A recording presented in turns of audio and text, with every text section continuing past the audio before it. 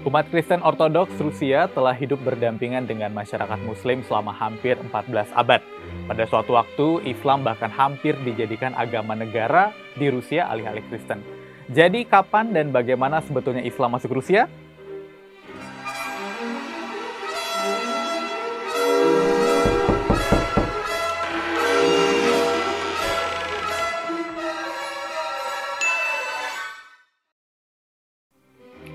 Saat ini Islam adalah agama terbesar kedua di Rusia. Ada sekitar 20 juta orang pemeluk Islam yang tinggal di wilayah Volga, Pegunungan Ural, Kaukasus Utara, dan Siberia.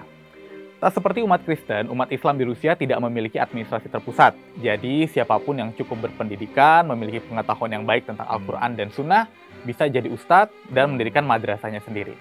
Menurut hasil survei, Yayasan Opini Publik melaporkan bahwa 8% warga Rusia memeluk Islam. Selain itu, tiap 10 responden yang berusia 31-45 tahun menyebut dirinya Muslim.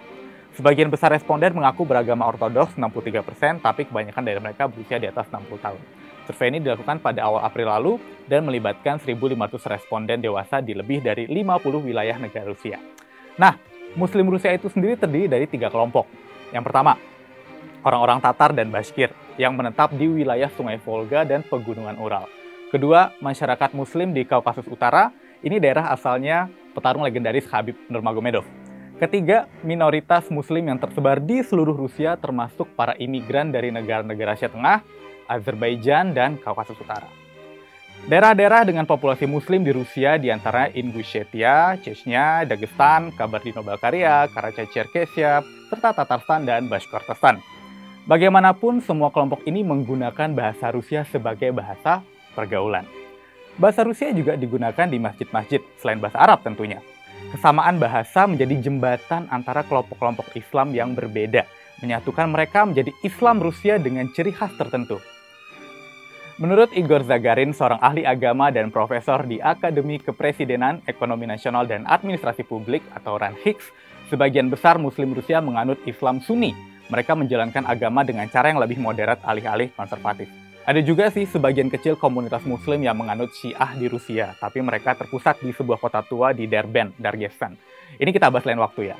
Sekarang kita kembali ke beberapa abad silam, tepatnya pada abad ke-7. Waktu itu orang-orang Arab mulai penaklukan besar-besaran di Timur Tengah dan Afrika Utara, kemudian menyebarkan firman Allah di seluruh wilayah yang ditaklukkan.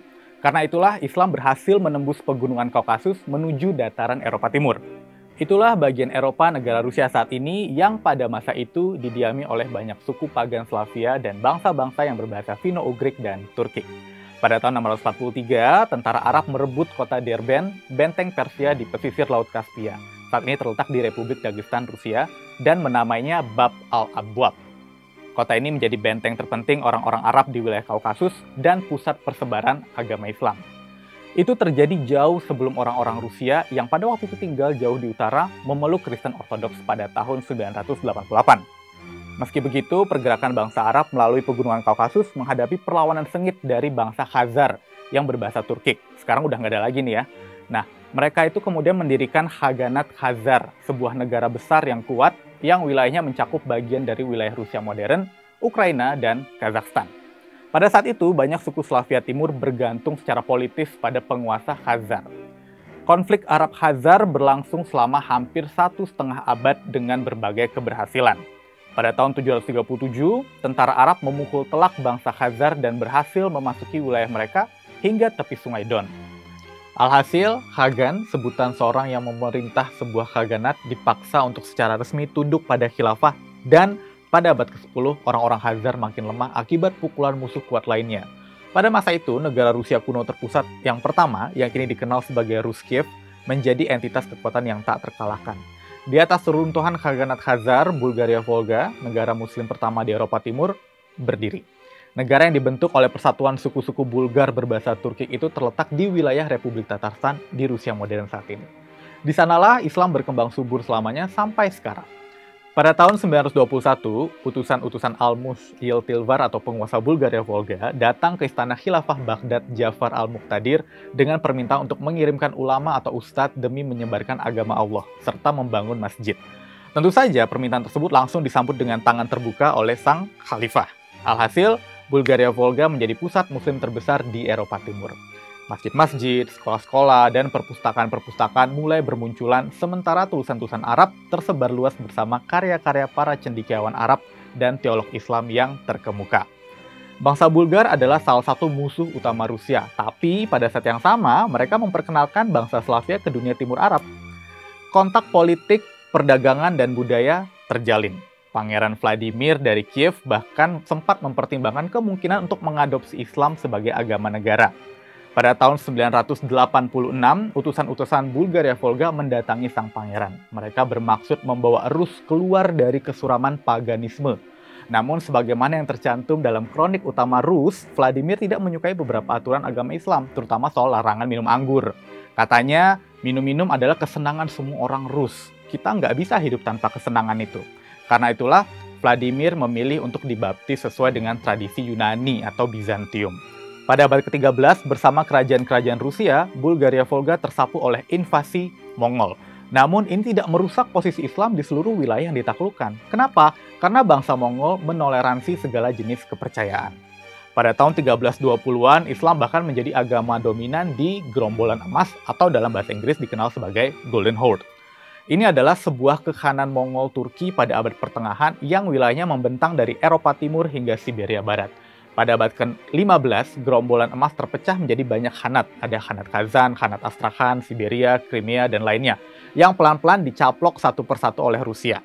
Secara keseluruhan, proses penyerahan wilayah Muslim ke Rusia berlanjut hingga awal abad ke-20. Saat itulah, Rusia mendapatkan populasi Muslim pertamanya.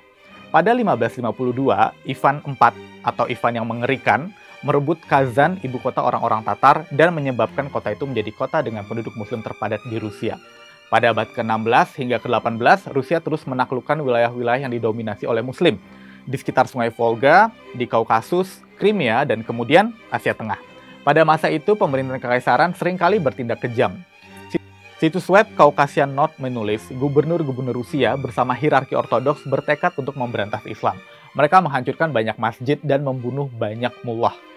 Saat itu, sikap setiap penguasa sama. Mereka berusaha memaksakan agama mereka di wilayah yang baru.